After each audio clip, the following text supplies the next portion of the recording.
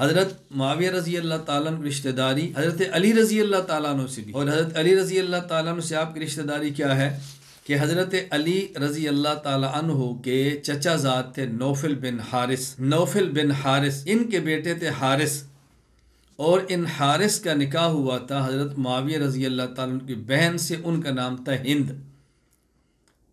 نام تھا ہند بنت ابی سفیان۔ تو گویا حضرت معاویہ رضی اللہ تعالیٰ عنہ کی بہن حضرت علی رضی اللہ تعالیٰ عنہ کے چچا کے بیٹے حارث کے گھر میں تھی، تو چچا کا بیٹا اس کا بیٹا بھتیجے کی طرح ہے۔ تو گویا حضرت معاویہ رضی اللہ تعالیٰ عنہ کی ایک بہن ہند حضرت علی رضی اللہ تعالیٰ عنہ کے یوں بھتیجے کے گھر ہے۔ یہاں بھی ذہن میں رکھ لیں کہ ہند نام کی دو عورتیں الگ ہیں، ایک ہند حضرت معاویہ کی والدہ ابو سفیان کی بیوی ہے،